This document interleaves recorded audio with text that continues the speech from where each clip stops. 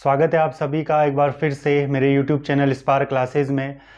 उत्तराखंड विषय से संबंधित 2 वीडियोस मैं पूर्व में अपलोड कर चुका हूं और इसके पहले वीडियो में हम देहरादून का अध्ययन कर रहे थे और देहरादून का एक पार्ट हमारा पूरा हो चुका है, जिसमें हम देहरादून से संबंधित इतिहास, देहरादून के उपनाम और देहरादून के कुछ प्रमुख स्थलों का हम पूर्व में अध्ययन कर चुके हैं। अब इसी लेक्चर सीरीज़ को आगे बढ़ाते हुए आज हम देहरादून के विषय में कुछ अन्य बातों को आज और जानेंगे।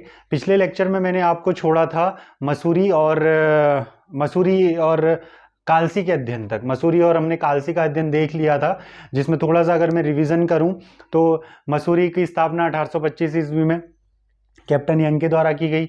इसी के साथ साथ कालसी की अगर मैं बात करूं तो कालसी क्यों प्रसिद्ध है, यमुना और टॉन्स नदियों के संगम पर स्थित है। साथ ही साथ इसकी प्रसिद्धि का कारण है मौर्यकालीन सम्राट अशोक का मौर्यकालीन अभिलेख। ठीक है, तो ये सारी चीज़ें मैं पहले लेक्चर में आपके सामने कर चुका हूँ, इसीलिए ज़्यादा ना दोहराते हुए मैं ये आपसे अनुरोध करूँगा कि आप पुराने लेक्चर्स को अवश्य देखें, अपने नोट्स को ज़रूर प्रिपेयर करें। और चलते हैं हम आज के लेक्चर में। और अब हम आज देखेंगे देहरादून के प्रमुख स्थलों में अगला स्थल ऋषिकेश। देहरादून के प्रमुख स्थलों में अगला स्थल जो है जिसकी हम चर्चा आज करेंगे वो है ऋषिकेश। इसके साथ साथ और भी जो भी लाखा मंडल, हनौल जैसे जौनसारियों का प्रमुख स्थल, इसके बारे में आप जानेंगे। जौनसारी जो है कौन से भगवान की पूजा करते हैं, इसका भी हम अध्ययन करेंगे। साथ ही साथ लेक्चर के अंत तक आप देहरादून के कुछ संस्थान भी आप तैयार कर चुके होंगे। तो चलते हैं ऋषिकेश की तरफ।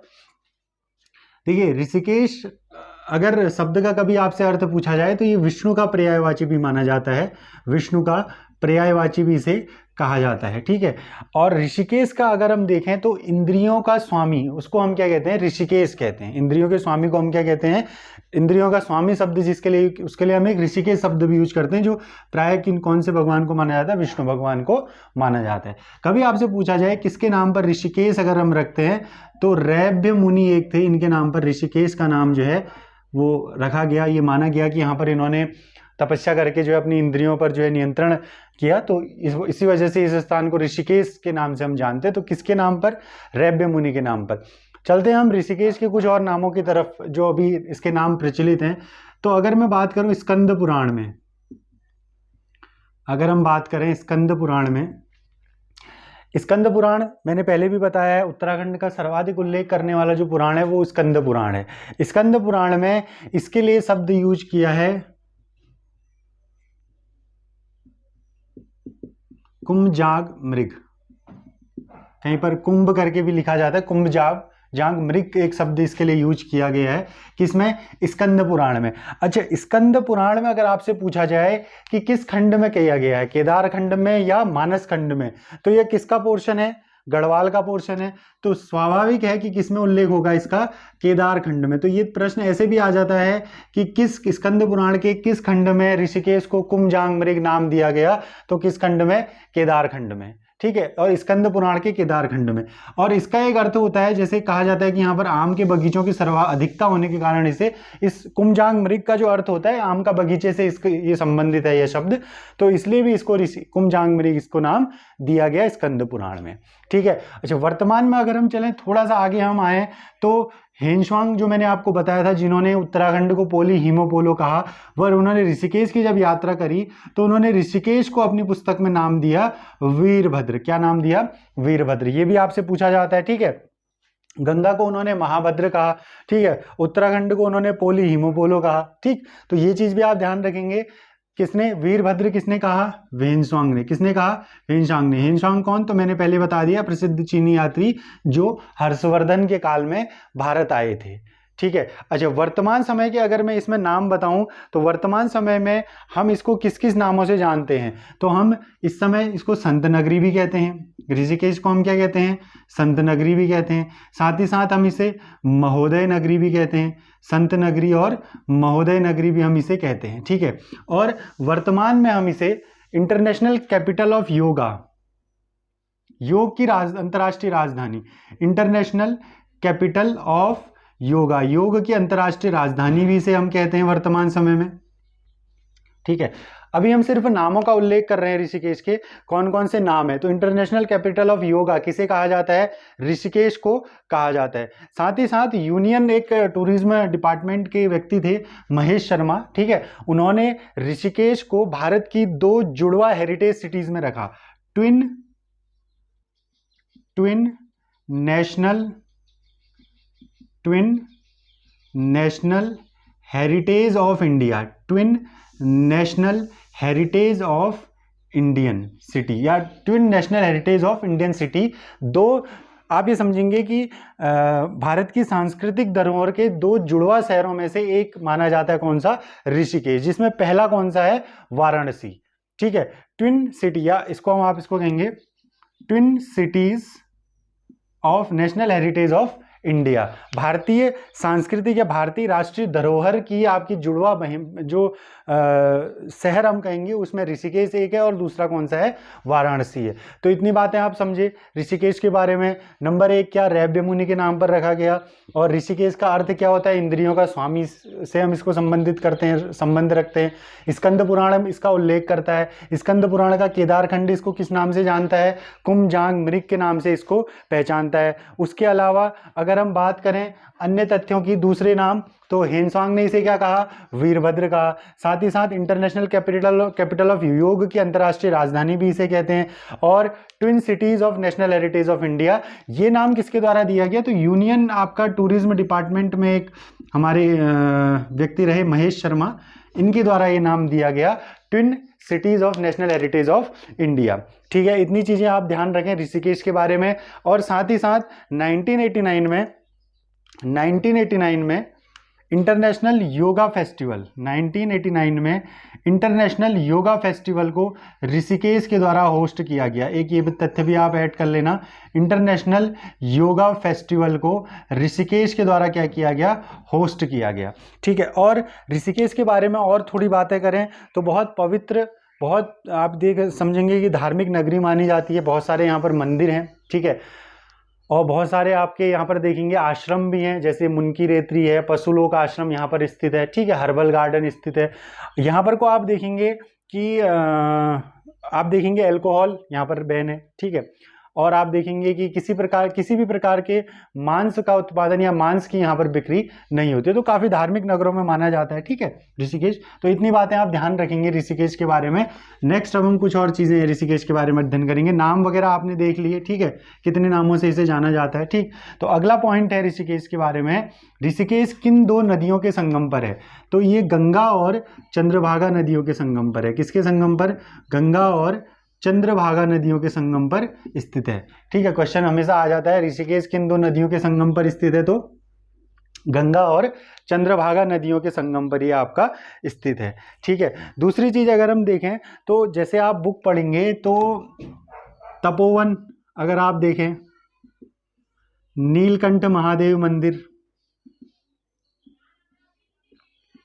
नीलकंठ महादेव मंदिर, लक्ष्मण झूला, भरत मंदिर, मुनकी रेती, मैं कुछ प्रमुख आपके जो पूछे जाने वाली चीज़ें हैं। साथ ही साथ पशुलोक आश्रम, मुनकी रेती, पशुलोक आश्रम, यहाँ पर आप देखेंगे हर्बल गार्डन, मुनकी रेती या हर्बल गार्डन एक ही साथ ये लिखा जाता है। तो इतनी कुछ चीज़ें हैं जो ऋषिकेश में आपसे बार बार पूछी जाती हैं।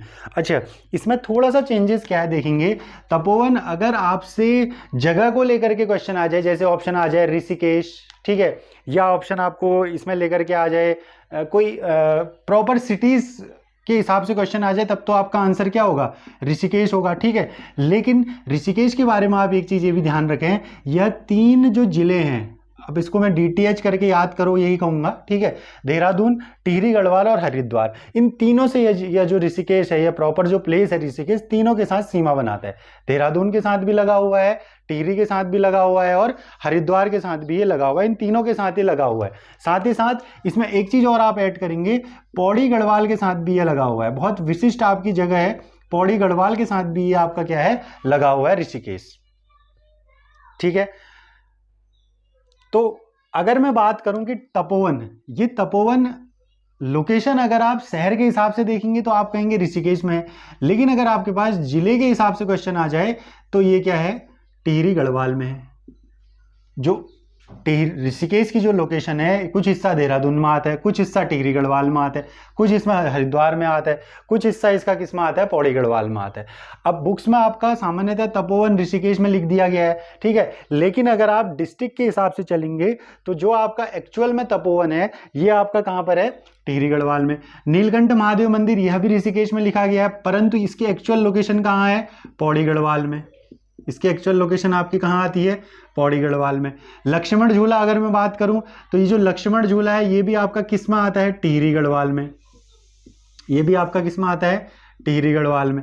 अब भरत मंदिर आपकी एक्चुअल ये आपका देहरादून में आएगा, और ये मुनकी रेती और हर्बल गार्डन ये भी आपके देहरादून में आते हैं।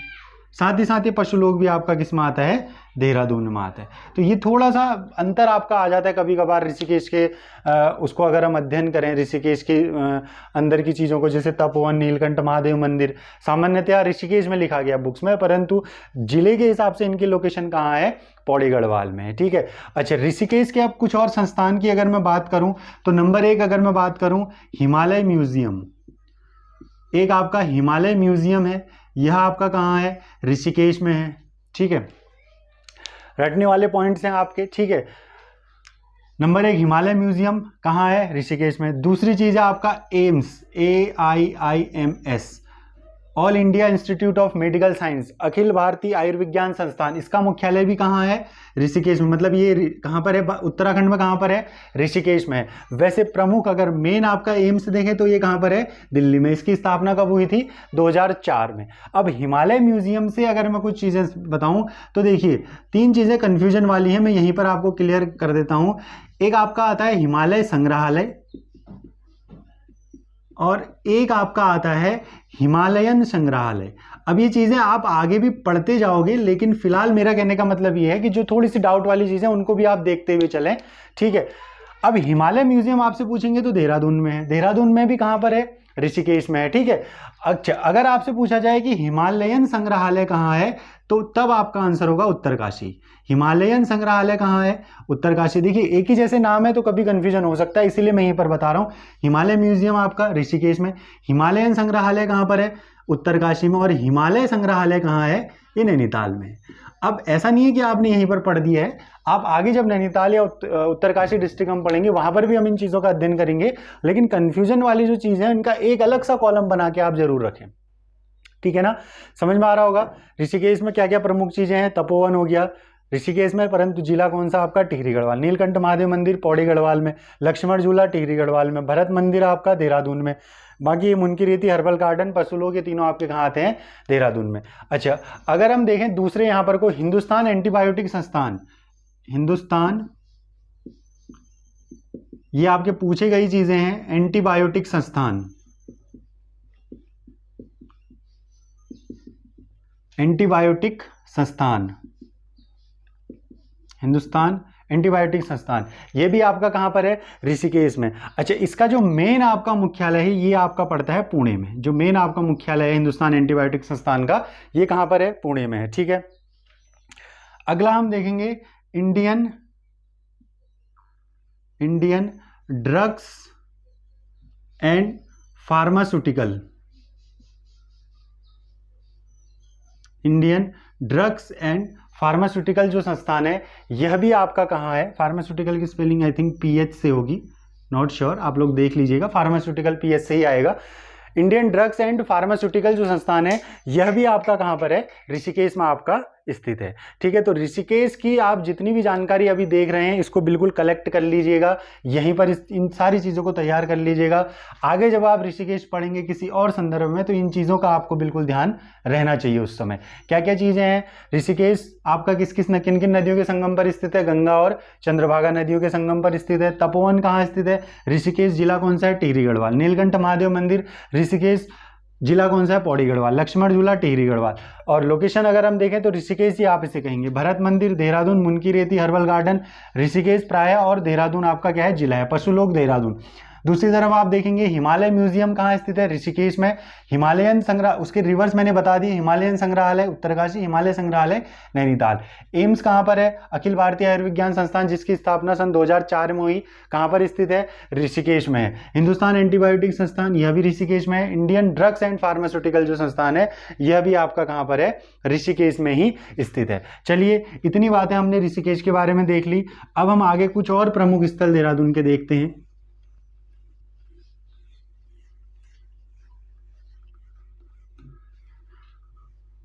चलिए, अब नेक्स्ट हम देखते हैं, नेक्स्ट जो हमारा स्थल है,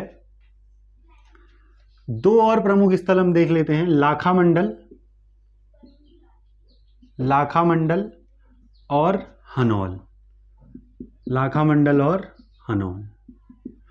अच्छा, लाखा मंडल का अर्थ जो होता है, अगर हम देखें तो यहाँ पर को मूर्तियों का ढेर प्राप्त होने के कारण, मूर्तियों का ढेर प्राप्त होने के कारण इस स्थान को क्या कहा गया है, लाखा मंडल कहा गया। मूर्तियों का ढेर प्राप्त होने के कारण इस स्थान को क्या कहा गया, लाखा मंडल कहा गया। साथ ही साथ इससे रिलेटेड एक और फैक्ट ये है कि इस स्थान से रानी ईश्वरा देवी का अभिलेख प्राप्त हुआ, रानी ईश्वरा देवी का अभिलेख। क्वेश्चन आ जाता है कि रानी ईश्वरा देवी का अभिलेख कहाँ से प्राप्त हुआ, तो कहाँ से प्राप्त हुआ, लाखा मंडल देहरादून से, जो आपकी क्या थी, यादव वंशी थी। यादव वंशी मीन्स जो जैसे महाभारत में श्री कृष्ण यादव वंशी थे, उसी वंश से संबंधित थी, ठीक है। साथ ही साथ महाभारत में जो लाक्षागृह का जो आपका जो भाग है, जिसमें लाक्षागृह का वर्णन है, कहा जाता है कि यही वो लाक्षागृह भी था महाभारत में। आपने सुना होगा, ठीक है, महाभारत का अध्ययन जब आप यदि आपने किया हो कभी, तो लाक्षागृह जिसमें पांडव रह रहे थे, ठीक है, अपने जिस समय वो उनको जो है निकाल दिया गया था उस समय, तो उस समय जब वो लाक्षागृह, जिस लाक्षागृह का वर्णन किया गया, यह माना जाता है कि वह यहीं पर स्थित था, ठीक है। तो 3 पॉइंट, मूर्तियों का ढेर, पहले तो आप ये ध्यान रखेंगे लाखा मंडल कहाँ स्थित है, देहरादून में। मूर्तियों का ढेर प्राप्त होने के कारण इसे लाखा मंडल। उत्तराखंड के किस स्थान से रानी ईश्वरा देवी का अभिलेख प्राप्त हुआ, लाखा मंडल से। वो कौन से वंशी थी, यादवंशी थी। और लाक्षागृह का वर्णन कहाँ से, लाक्षागृह की घटना जो कहाँ पर मिलती है आपकी, इसका वर्णन भी आप देखेंगे किससे रिलेटेड है, लाखा मंडल से ही रिलेटेड है, ठीक है। अच्छा, अगला चलते हैं हम हनौल की तरफ। हनौल जो है, सबसे पहला पॉइंट आप इसमें ध्यान रखेंगे, यह किस नदी के किनारे स्थित है, टॉन्स नदी के किनारे स्थित है। हनौल किस नदी के किनारे स्थित है, टॉन्स नदी के किनारे स्थित है। साथ ही साथ अगला पॉइंट इसमें हम देखेंगे, जौनसारियों का यह क्या है, प्रमुख पूजा स्थल है। यह क्या है, जौनसारियों का प्रमुख पूजा स्थल है, जौनसारियों का प्रमुख पूजा स्थल है, जौनसारियों का प्रमुख पूजा स्थल है।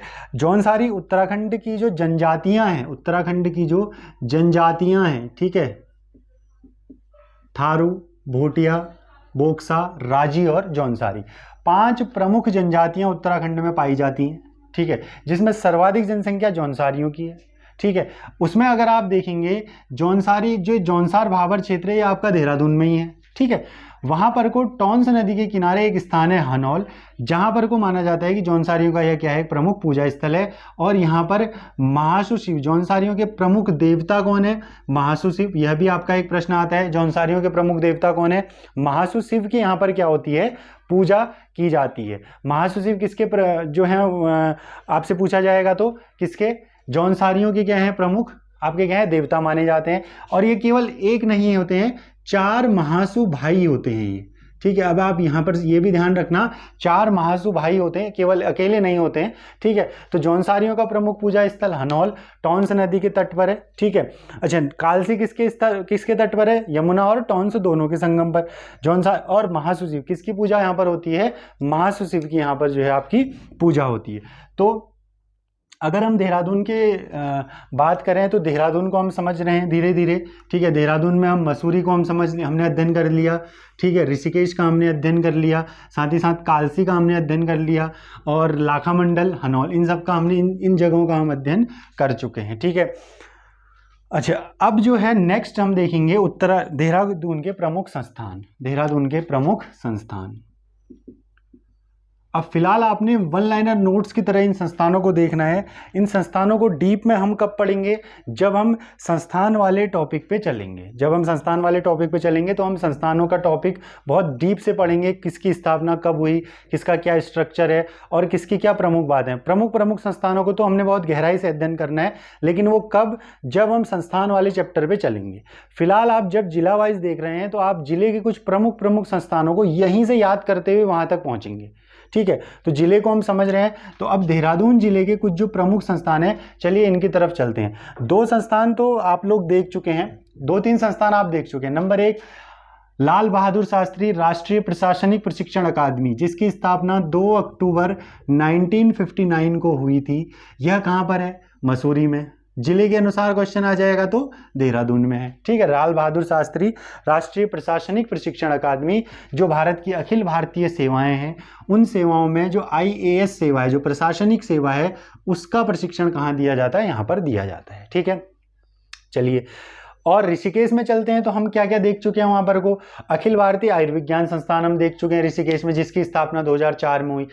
देखिए, आप जो चीज पढ़ रहे हैं ना, उस पर पहले एक बार फिक्स हो जाए कि इतनी चीज़ों का मैं अध्ययन कर चुका हूँ। ठीक है, एम्स का हम अध्ययन कर देख चुके हैं कि ऋषिकेश में है। हिंदुस्तान एंटीबायोटिक संस्थान हमने देख लिया ऋषिकेश भले मैंने लिखाया है, होना तो वो देहरादून ही है। ठीक है, जिले के हिसाब से। साथ ही साथ इंडियन ड्रग्स एंड फार्मास्यूटिकल जो संस्थान है, वह भी आपका कहाँ है, ऋषिकेश यानी देहरादून में। तो चलिए अब हम देखते हैं प्रमुख संस्थान। अब देखिए, मैंने पहले दिन आपको जो है एक चीज बताई थी कि देहरादून के उपनाम में मैंने एक उपनाम आपको बताया था, वन भूमि भी इसे कहा जाता है, वन भूमि या वन नगरी। ठीक है, अब देखिए वन और वन्य जीवों से संबंधित कितने संस्थान यहां पर हैं। ठीक है, चलिए भारतीय वन अनुसंधान संस्थान, वन अनुसंधान संस्थान, भारतीय वन अनुसंधान संस्थान, यह आपका कहां है, देहरादून में है। FRI जिसको हम कहते हैं, forest research institute of India, इसकी स्थापना कब हुई, सन 1906 में इसकी क्या की गई, स्थापना की गई। इसके साथ साथ इंदिरा गांधी वन एकेडमी, यहां से आपको वन भूमि कहने का भी एक अर्थ समझ में आ सकता है। Indira Gandhi one academy, Indira Gandhi one academy, यह भी आपका कहां है, कहां है, देहरादून में। इंदिरा गांधी वन एकेडमी भी कहां है, देहरादून में। इसके अलावा आप देखेंगे भारतीय वन्य जीव संस्थान, भारतीय वन्य जीव संस्थान, देखिए थोड़ा सा रिलेट करते हुए चलेंगे चीजों को। ठीक है, भारतीय वन्य जीव संस्थान, यह भी आपका कहाँ है, देहरादून में है। ठीक है, देहरादून को क्या कहा जाता है, कहा था मैंने, वन भूमि। तो वनों से संबंधित ये 3 प्रमुख संस्थान है जो यहाँ पर स्थित हैं। भारतीय वन अनुसंधान संस्थान 1906 में स्थापित, इंदिरा गांधी वन एकेडमी, इसकी स्थापना अभी आपको नहीं मिल रही है तो आप इस पर परेशान मत हो। संस्थानों वाले टॉपिक पे जब हम चलेंगे तो सबकी स्थापना हम देखेंगे, मैक्सिमम स्थापनाएं हम याद करते हुए चलेंगे। फिलहाल जिले वाइज हमने इन चीजों का अध्ययन करना है। पहले तो ये क्लियर हो कि कौन सा कहाँ पर है, इंदिरा गांधी वन एकेडमी और भारतीय वन्य जीव संस्थान, ये तीनों आपके कहां पर स्थित हैं, देहरादून में स्थित हैं। अच्छा, अब अगर हम देखें, देखो कंफ्यूजन यहीं पर खत्म करें, इससे कंफ्यूजन संबंधित एक चीज आती है, वन प्रशिक्षण संस्थान, फॉरेस्ट ट्रेनिंग स्कूल एक क्वेश्चन आ जाता है कभी कभी, या वन प्रशिक्षण संस्थान, राज्य वन प्रशिक्षण संस्थान, ये तो आपका राष्ट्रीय हो गया। ठीक है, राज्य वन प्रशिक्षण संस्थान ये कहाँ है, ये आप ये समझ करके हल्द्वानी मत कर देना, देहरादून मत कर देना कि वन से संबंधित है तो चलो देहरादून पे, नहीं, वन प्रशिक्षण संस्थान जो स्थित है कहाँ पर, हल्द्वानी में है। अब यहीं पर इसको एक अलग कॉलम में बना के कर देंगे तो आपको यहीं पर एक पूरा कॉलम फिक्स हो जाएगा वनों से संबंधित प्रमुख संस्थानों का। भारतीय वन अनुसंधान संस्थान FRI, ये तो सभी को पता है, forest research institute of India 1906 में। इंदिरा गांधी वन एकेडमी, ये आपका कहाँ पर है। जो IFS होते हैं, चलिए ये भी क्लियर कर लेते हैं, जो IFS होते हैं, इंडियन फॉरेस्ट सर्विस के जो आपके सेलेक्टेड जो कैंडिडेट्स होते हैं, इनकी जो ट्रेनिंग्स होती है वो यहीं पर होती है। जो भारतीय अखिल सेवाएं ना, 3 भारत की प्रमुख अखिल सेवाएं, जैसे आप कॉन्स्टिट्यूशन पढ़ेंगे तो भारत में 3 भारत की अखिल भारतीय सेवाएं बताई गई हैं, IAS, IPS और IFS, ये 3 भारत की क्या है, अखिल भारतीय सेवाएं। इनका जो ट्रेनिंग संस्थान है ये आपका कहां पर है, मसूरी में, लाल बहादुर शास्त्री के नाम से। IPS जो ट्रेनिंग इंस्टीट्यूट है ये कहां पर है, हैदराबाद में, सरदार वल्लभ भाई पटेल राष्ट्रीय पुलिस प्रशिक्षण अकादमी। और IFS वाला इंदिरा गांधी वन एकेडमी आपका ये है। ठीक है, दूसरा वन्यजीव, तीसरा भारतीय वन्यजीव संस्थान, यह भी आपका कहाँ पर है, देहरादून में ही आपका स्थित है। अच्छा, अगर इसी से अगर मैं ये चीज़ एक चीज़ और बताऊं, जो ये आपका भारतीय वन अनुसंधान संस्थान है, इसमें आपका एक म्यूजियम भी है, एक संग्रहालय भी है, जिसका नाम है विश्व प्राकृतिक धरोहर केंद्र। इसमें एक संग्रहालय भी है, विश्व प्राकृतिक धरोहर केंद्र। ये पूछा गया है ये प्रश्न भी, विश्व प्राकृतिक धरोहर केंद्र। अब ये क्वेश्चन कितने तरीके से आ सकता है, मैं यहीं पर डिस्कस कर दे रहा हूं। कृपया आप शांति से सोचें, क्वेश्चंस बनाने के तरीके कितने हो सकते हैं। जब आप कोई चीज़ पढ़ रहे हैं तो आप इस पर भी जरूर फोकस करें कि एग्जामिनर अगर जो पेपर आपका सेट कर रहा है उसका माइंड कितने तरीके से जा सकता है। ठीक है, देखिए, एक तो पूछ सकता है कि विश्व प्राकृतिक धरोहर केंद्र कहाँ है, जिले वाइज ऑप्शन आ जाएंगे, देहरादून, नैनीताल, ये आपका अल्मोड़ा या कुछ भी। ठीक है, दूसरा क्वेश्चन है विश्व प्राकृतिक धरोहर केंद्र निम्नलिखित में से किन संस्थानों में स्थित है। अब आपके ऑप्शन आएंगे भारतीय वन अनुसंधान संस्थान, इंदिरा गांधी वन अकेडमी या भारतीय वन्यजीव संस्थान। स्थापना तो पूछा ही जाना है, ठीक है, वो तो एक कॉमन क्वेश्चन हो जाता है जो प्रमुख संस्थान है। फिलहाल मैं स्थापनाओं में नहीं जा रहा हूं, मैं सिर्फ आपको जिले वाइज बता रहा हूँ। कुछ स्थापनाएं मैं लिखा रहा हूं तो वो एडिशनल है, आप उनको मान के चलिए कि अभी से तैयार करते हुए आगे चलना है। ठीक है, चलिए, वनों से संबंधित इतने संस्थान हो गए देहरादून में। अगला हम देखते हैं, दूसरा मैंने एक नाम और दिया था देहरादून के लिए, मैंने कहा था कि देहरादून को सैनिक भूमि भी कहा जाता है, याद करेंगे, शिव भूमि भी कहा जाता है, सैनिक भूमि भी कहा जाता है। अच्छा, सैनिक भूमि कहा जाता है तो देखिए सैनिक या डिफेंस से संबंधित कौन कौन से यहाँ पर कुछ संस्थान है। देखिए, number 1 IMA, Indian military academy, भारतीय सैन्य अकादमी कहाँ स्थित है, यह भी आपका देहरादून में स्थित है। भारतीय सैन्य अकादमी कहाँ स्थित है, देहरादून में, ध्यान रखेंगे, भारतीय सैन्य अकादमी कहाँ स्थित है, देहरादून में। या भारतीय सैन्य महाविद्यालय कहाँ स्थित है, यह भी आपका कहाँ स्थित है, देहरादून में। ये 2 पॉइंट यही ध्यान रखेंगे। सैनिक भूमि भी कहा जाता है, मैंने बताया था। ठीक है, अगला जो संस्थान है अगर हम देखें तो डिफेंस से रिलेटेड, तो defence application laboratory, defence application laboratory,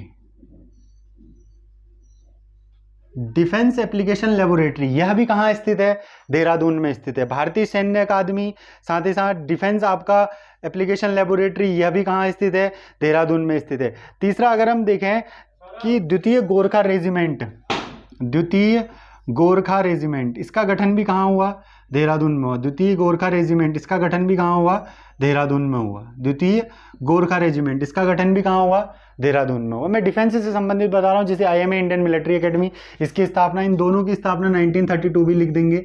ठीक है, और आपका डिफेंस एप्लीकेशन लेबोरेटरी, ठीक है, और द्वितीय गोरखा रेजिमेंट, इसकी भी स्थापना कहाँ हुई थी, देहरादून में हुई थी। साथ ही साथ अगर मैं थोड़ा सा यहाँ पर देखूँ, जैसे डिफेंस से संबंधित मैं कह रहा हूँ, तो इसका मतलब ये नहीं कि डिफेंस से संबंधित हर एक भी आप यही लगाएंगे। अच्छा, अगर आपका क्वेश्चन आ जाए रक्षा कृषि शोध संस्थान, मैं थोड़ा सा रिलेटेड कर रहा हूँ तो आप इसको नोट्स तैयार रखेंगे हर तरीके से। रक्षा कृषि शोध संस्थान, यह कहाँ स्थित है, तो यह आपका स्थित है अल्मोड़ा में, ये ध्यान रखेंगे, रक्षा कृषि शोध संस्थान अल्मोड़ा में। और डिफेंस से संबंधित इतने जो इंस्टीट्यूट है कौन कौन से, IMA इंस्टीट्यूट, IMA अकादमी और IMA महाविद्यालय, दोनों देहरादून में। डिफेंस एप्लीकेशन लेबोरेटरी और द्वितीय गोरखा रेजिमेंट, ये भी कहाँ, इसकी स्थापना भी कहाँ हुई थी, देहरादून में हुई थी। अगला देखो, हम चलें अगर इसी में, सुदूर संवेदी शोध संस्थान, यह भी थोड़ा सा डिफेंस से रिलेटेड है। सुदूर संवेदी शोध संस्थान, रिमोट सेंसिंग इंस्टीट्यूट, इसका काम भी थोड़ा सा डिफेंस से रिलेटेड है कि जो है सैटेलाइट के माध्यम से जो है बॉर्डर्स पे नज़र रखना। इसको सुदूर संवेदी शोध संस्थान, remote sensing institute of India कहाँ स्थित है पूछेंगे तो हैदराबाद में। प्रमुख इसका जो संस्थान है रिमोट सेंसिंग का, इसका मुख्यालय कहाँ है, हैदराबाद में। परंतु अगर आपसे भारत ये जिले के परिप्रेक्ष्य में पूछेंगे तो कहाँ स्थित है, देहरादून में हमारा ये स्थित है। इसको भी मैंने डिफेंस से इसलिए रिलेट कर दिया क्योंकि इसका भी सैटेलाइट वगैरह के माध्यम से जो है आपका बॉर्डर्स वगैरह को प्रोटेक्ट करने का थोड़ा सा इसका भी जिम्मा रहता है, तो इसलिए मैंने इसको भी यहीं पर आपका ऐड कर दिया। तो जैसे वनों से संबंधित आपने बनाया था, उसमें आपने हल्द्वानी में आपने क्या, फॉरेस्ट ट्रेनिंग स्कूल कहाँ है, हल्द्वानी में है, राज्य का। ऐसे रक्षा कृषि शोध संस्थान अल्मोड़ा में है, और सैनिक या डिफेंस से संबंधित निम्नलिखित इंस्टीट्यूट कहाँ पर है, देहरादून में है। ठीक है, चलिए अगला हम चलते हैं। देखिए थोड़ा सा समझते हुए अगर समझ में आ रहा है तो अच्छी बात है, लेकिन रटना तो है ही है, उसके लिए तो मैं कुछ कहूँगा नहीं, रटना तो आपने पड़ेगा ही पड़ेगा। और डिफ़िकल्ट किसी ट्रिक्स के पीछे मैं नहीं जाता हूँ, मैं ट्रिक्स को प्रेफर नहीं करता हूँ, ठीक है, क्योंकि मैं खुद नहीं पढ़ पाता हूँ ट्रिक्स से, तो क्योंकि मुझे वो बहुत ज़्यादा हैवी लग जाते हैं कभी कभी। आप कोशिश करें कि आप रिलेट करके पढ़ें चीज़ों को, और ट्रिक्स की ज़रूरत जहाँ पर आपको लगती है आप खुद ही बनाएं, खुद ही आप बनाते हुए चलें ट्रिक्स को, ठीक है ना।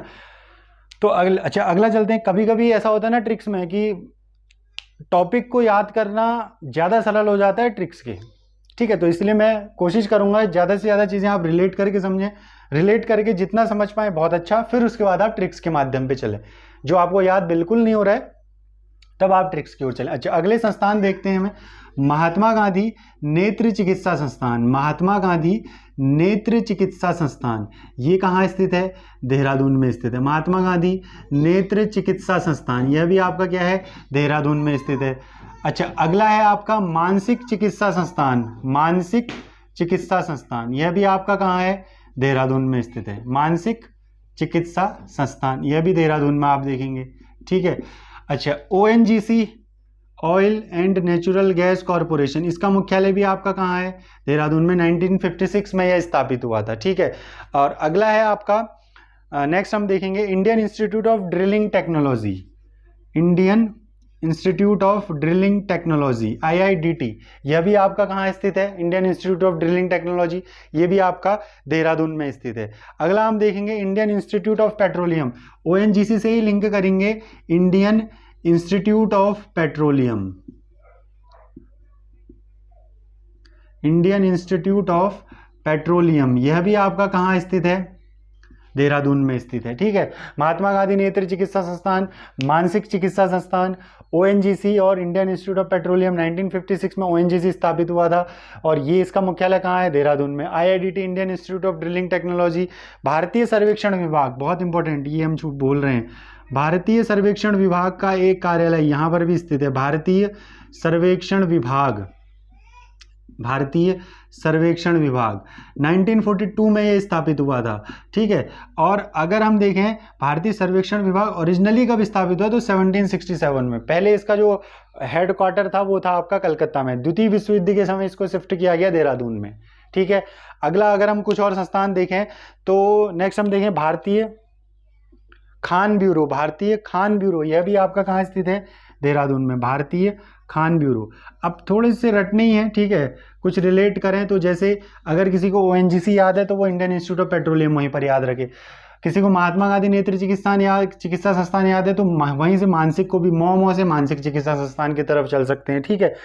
और सर्वेक्षण विभाग और भारतीय खान ब्यूरो, ये दोनों आपके कहाँ पर स्थित हैं? यह भी आपके देहरादून में स्थित है। अच्छा, खान ब्यूरो और वाडिया भूगर्भ शोध संस्थान, वाडिया भूगर्भ शोध संस्थान, ये दोनों एक कॉलम में याद रखें। वाडिया भूगर्भ शोध संस्थान और भारतीय खान ब्यूरो, ये दोनों आपके कहाँ हैं? देहरादून में। वाडिया भूगर्भ शोध संस्थान और भारतीय खान ब्यूरो, ये दोनों आपके कहाँ हैं? देहरादून में है, ठीक है। तो चलिए, इतने भी ये संस्थान भी आप जरूर नोट कर लें, महात्मा गांधी, ONGC, जो भी मैं बता रहा हूँ इसको भी आप नोट करके चलें। देहरादून में आप इसके नोट्स बना के रखेंगे, देहरादून जिले के अंदर, ठीक है। बाकी संस्थानों में जब हम चलेंगे, जब हम उत्तराखंड के प्रमुख संस्थान का अध्ययन करेंगे, आप ये समझिए कि जब आप इनको वहाँ पढ़ेंगे तो ये चीज़ें आपको पहले से पता होंगी कि ये कहाँ पर स्थित है। हो सकता है तब तक आपको कुछ की स्थापना भी याद हो जाए, ठीक है। तो बुक्स को मिनिमाइज करने के थोड़े तरीके हैं, बुक्स के टॉपिक्स को मिनिमाइज करने के तरीके जिलेवार से आपके बहुत अच्छे से हो जाते हैं। अच्छा, अगला हम चलेंगे, जैसे नेक्स्ट इसमें हम देखेंगे देहरादून में एक संग्रहालय है जिसको जाना जाता है देहरादून वन संग्रहालय के नाम से। देहरादून वन संग्रहालय के नाम से इसे जाना जाता है, देहरादून वन संग्रहालय के नाम से हम इसे जानते हैं।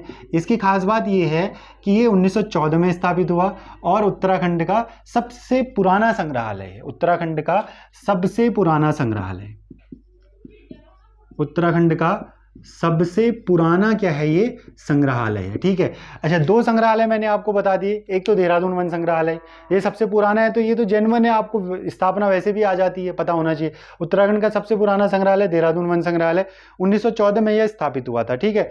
दूसरा अगर हम देखें, एक और संग्रहालय मैंने आपको बताया था, विश्व प्राकृतिक धरोहर केंद्र, वो कहाँ स्थित है? FRI में स्थित है। ये दो आपने संग्रहालय यहाँ से देख लिए, ठीक है। अच्छा, अगर हम देखें हिमालयन सांस्कृतिक केंद्र, यह भी कहाँ स्थित है? हिमालयन सांस्कृतिक केंद्र, हिमालयन सांस्कृतिक केंद्र, यह भी कहाँ स्थित है? देहरादून में। ठीक है, हिमालयन सांस्कृतिक केंद्र ये भी कहाँ स्थित है? देहरादून में। साथ ही साथ state war memorial, state war memorial, state war memorial यह भी आपका कहाँ है? देहरादून में है। ठीक है, चलिए वनों से संबंधित संस्थान हो गए, सैनिक या डिफेंस से संबंधित संस्थान हो गए, कुछ कॉमन संस्थान हो गए, खान ब्यूरो हो गया, सर्वेक्षण कार्यालय हो गया, वाडिया भूगर्भ संस्थान हो गया, ओएनजीसी हो गया, इंडियन इंस्टीट्यूट ऑफ पेट्रोलियम हो गया। ठीक है, इनके साथ साथ आपका वन संग्रहालय हो गया। ठीक है, हिमालयन सांस्कृतिक केंद्र हो गया। मैं इतने ही अभी बता रहा हूँ। ठीक है, और भी बहुत सारे हैं। ठीक है, आप बुक्स में जाएंगे और भी बहुत सारे मिलेंगे। फिलहाल कुल मिलाकर के मेरे ख्याल से 10 से 15 के बीच में ये हो गए होंगे, काउंट मैंने नहीं किए हैं, 10 से 15 के बीच में ये हो गए होंगे। फिलहाल आप इनको फिक्स रखिए, आप इनको याद करिए। ठीक है, जरूरी नहीं है कि आप एक साथ 20 लिख दे रहे हैं। ठीक है, और याद आपको 5 भी नहीं है, तो बेहतर है कि 10 ही लिखें और 10 याद रखें। ठीक है, तो कम पढ़ें और अच्छा पढ़ें। सबसे पहला तो आप ये चीज़ भी ज़रूर याद रखें तैयारी की, उसमें कम पढ़िए अच्छा पढ़िए। ये नहीं कि आप 20 या 25 नोट्स बनाए जा रहे हैं और आपको उसमें से पूछे जाने पर आपको 2 या 3 भी याद नहीं। इससे बेहतर क्या है, आपने 10 ही लिखे परंतु आपको परफेक्टली वो याद हो रहे हैं। ठीक है, तो ज़्यादा बेनिफिट इस स्थिति में। तो फिलहाल मैं इतने ही लिखा रहा हूँ, ऐसा नहीं है कि और नहीं है, और भी बहुत सारे हैं। अब देहरादून का जो अगला मेरा लेक्चर होगा उसमें हम देहरादून का नदी तंत्र समझेंगे, थोड़ा बहुत जो यमुना और टोंस नदी है इसको हम समझेंगे। उसके बाद थोड़े कुछ संस्थान में और लिखा दूंगा, देहरादून में कुछ फेमस ताल लिखा दूंगा, देहरादून के कुछ स्टेडियम वगैरह भी हम उसमें देख लेंगे। ठीक है, और उसके बाद एक लेक्चर और मैं लेकर के आऊँगा देहरादून का, जिसमें हम एक बार मैप ओवरव्यू कर लेंगे पूरे देहरादून का। ज़्यादा मैं फोकस नहीं करूँगा उस चीज़ पर, लेकिन मैं फिर भी एक बार आपको मैप के माध्यम से भी समझा दूंगा। ठीक है, तो फिलहाल आज के लिए इतना ही, और इतनी चीज़ों को कंफर्म रखें और रिवाइज करें। रिवीजन पे बहुत ज़्यादा फोकस करें, रिवीजन बहुत बहुत आवश्यक है किसी भी प्रतियोगी परीक्षाओं के लिए, रिवीजन बहुत ज़्यादा इंपॉर्टेंट है। और अगले लेक्चर के लिए भी आप प्रिपेयर रहें। अभी के लिए इतना ही।